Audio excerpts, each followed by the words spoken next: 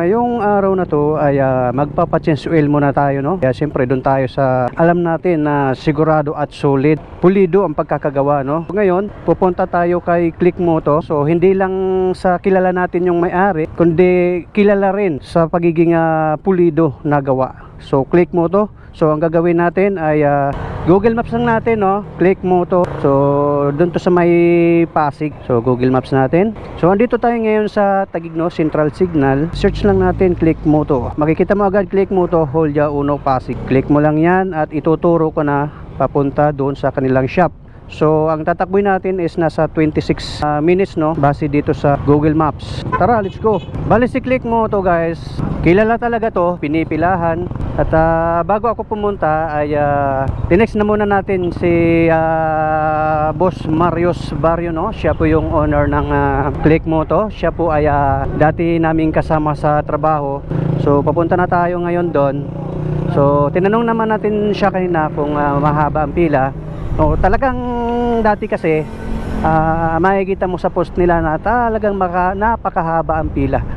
Sobrang haba ng pila kasi yun nga, mga pinunta ng mga customer nila yung mga pulidong gawa, no? Kumbaga uuwi ka talaga na nakangiti, no? Pagka sila gumawa doon, kasi sa kanila ay kumbaga yung trabaho doon ay hindi nila minamadali, no?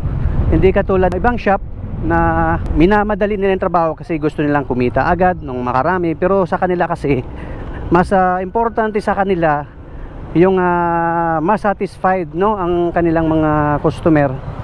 Hindi sila yung katulad ng ibang shop na grabe kung maningil, minamadali ang trabaho, grabe pa kung maningil, di ba? Pero sa kanila napaka pulido ng gawa.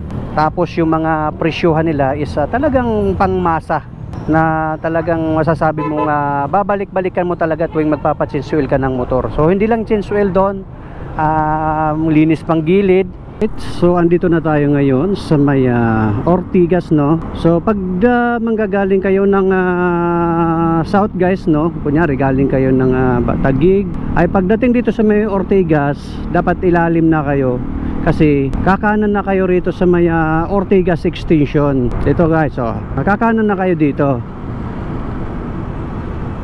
Then pagkakanan nyo, ako kasi marami namang marami na mga shop doon malapit sa amin sa Taguig. Pero syempre dito kasi kampante ka or talagang tiwala ako dito sa Click Moto dahil kahit malayo di ka naman magsisisi dahil 100% na maganda at pulido talaga ang kanyang mga gawa, no? Yung dashboard natin, no, meron na nakalagay na oil change. So kailangan natin siyang i-change oil. Siyempre hindi lang puro gamit, kailangan i-maintenance din natin sila. Siyempre parang tao din naman yan na kailangan ng kumbaga kung sa tao may sakit siya na kailangan mong gamutin para mas maganda ulit yung pakiramdam niya. Parang ganun lang. So madali lang naman hanapin to, Choice Market. So pagkalagpas nyo dyan sa Choice Market na yan, Choice Market, tama ba yung pagkakabigkas ko? Tapos yung kasunod nyan, merong Mission Hospital. Then ito naman, ayun, subdivision to, mga condominium ata to. Yun, pagdating nyo ng Mission Hospital, no, kakanan na kayo rito. Kakanan na kayo. Anong street ba to? Nakalagay street, no? Yun, De Castro Subdivision. Dire-diretso lang muna kayo. Pagkanan nyo, dire-diretso lang. Tapusin nyo yung video na to para talagang hindi na kayo malilito. And then tandaan nyo na lang tong mga lugar na to.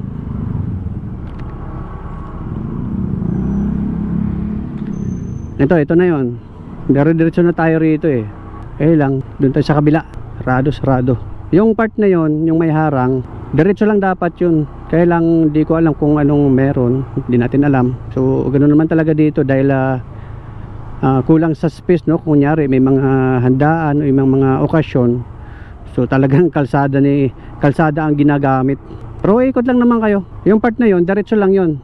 May makikita kayong half court doon. Half court o whole court? Parang whole court ata o half court. Basta may basketballan doon. Yun na mismo. Makikita mo na. One way kasi dito. One way. Layo. Napalayo pa tayo tuloy. Pasensya na. Nagkataong sarado yung kalsada. Pero nagkataon lang na sarado yung kalsada. Pero open po yun. Siguro ngayong araw lang to. Din man araw-araw yan. So yun guys. Oh. Doon lang tayo kanina. Oh. So yung may tent kanina, ito lang din yun. So umikot lang tayo. So pagdating dito, bandang kaliwa, then dire-diretso na.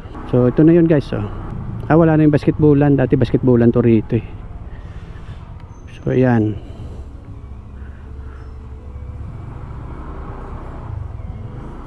So ito na yung shop niya.